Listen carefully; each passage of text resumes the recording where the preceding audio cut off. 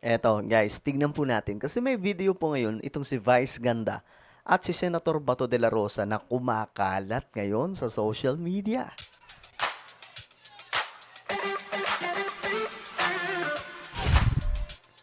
Alright, guys. So, ito pag-usapan po natin. Matindi to, mga sangkay. Kasi nga po itong si Vice Ganda.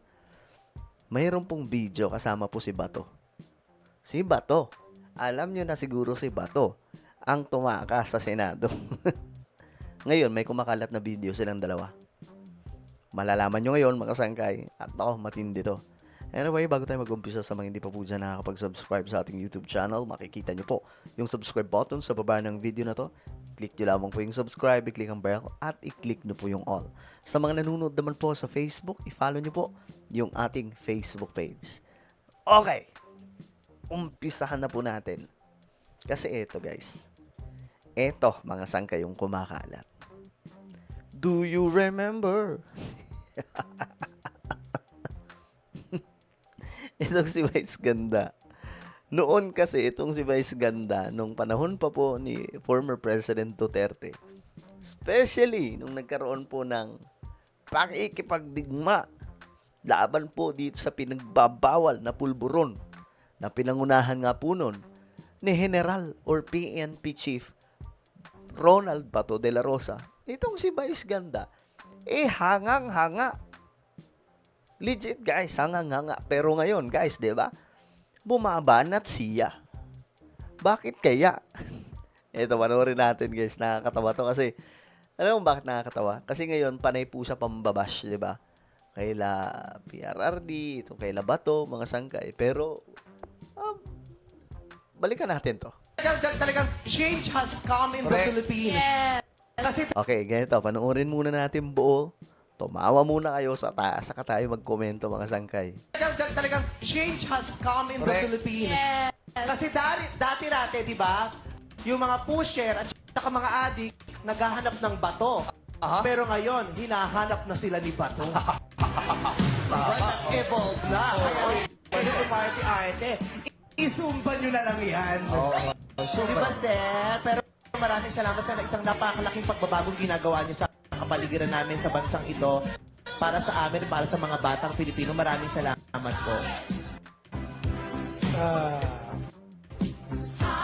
Ano bang sagot ko diyan dapat? Gusto Ako po'y natutuwa at yung ginagawa po namin sa kapulisan ngayon na anti-drug campaign ay na-appreciate ninyo.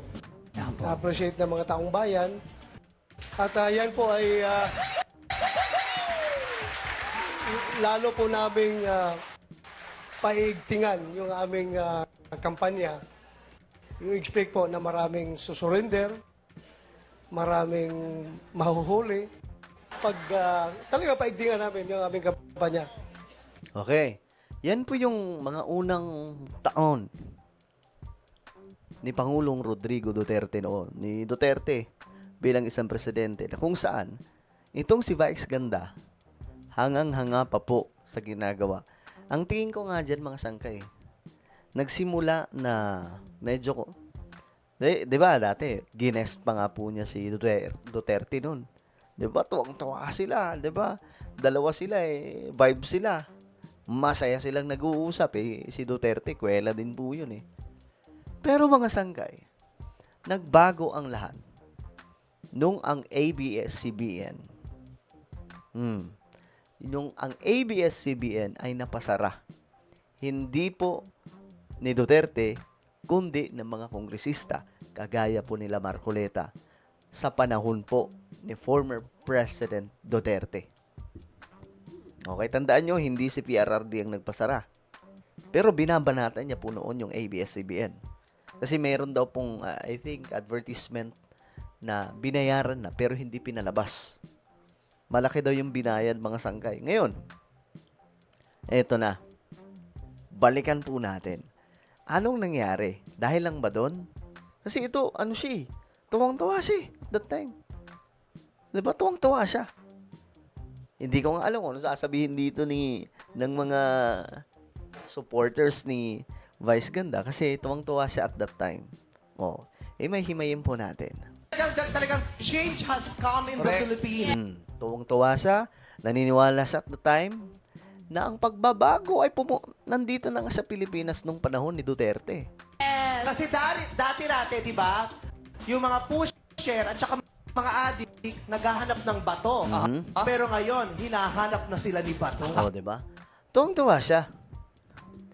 Kasi aminin man natin na hindi, di ba? At that time, ang dami po talaga.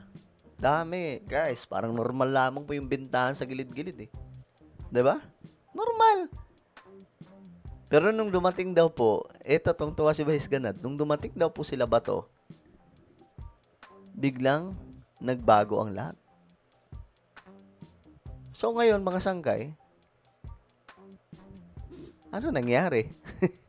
Bakit ngayon parang binabash na nila Vice Ganda, kinakain nila yung kanilang sinabi na po before? Parang kain suka eh, no? Diba?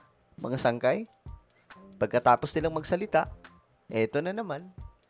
Pagkatapos nila puri-purihin, bumabanat na sila ngayon.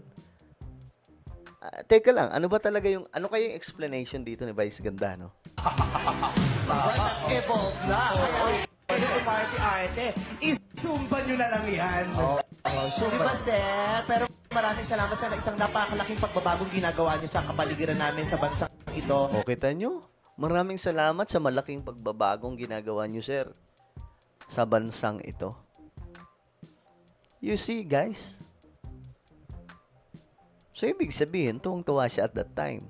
Masayang-masaya siya sa ginagawa noon. Ngayon, ewan ko anong masasabi niya dito kapag napanood niya yung video. Sarili niyang video noon, mga sangkay. Para sa amin, para sa mga batang Pilipino, maraming salamat po. Di ba? Para sa amin. Sinabi pa niya, Sir, maraming salamat sa inyong ginagawa para sa Pilipinas, para sa amin. So, itong si Vice Ganda, naniniwala na ang ginawa noon ng Duterte administration ay maganda. Si Vice Gandang nagsalita niyan, hindi tayo. Siya po. Pambihira, mga sangkay. So, ngayon, anong nangyari sa kanila?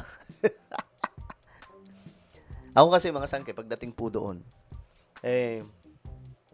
pagdating po sa usaping yan, ano talaga ako? Kasi, di ba, ayoko nang may mga nakikitang mga ano dyan sa gilid-gilid na sumisinghot. Kasi, talagang nakakasira po yan ng buhay at saka pamilya. No? Kaya itong si Vice Ganda, siguro ito yung kanyang reaction. Pambihira. Biglang biglang kabig na po ngayon. Ano bang sagot ko diyan dapat? Gusto Ako po'y natutuwa at yung ginagawa po namin sa kapulisan ngayon na anti-drug campaign ay na-appreciate ninyo. Na-appreciate ng mga taong bayan. At yan po ay Grabe, no? Grabe yung tuwa pala ng tao, no?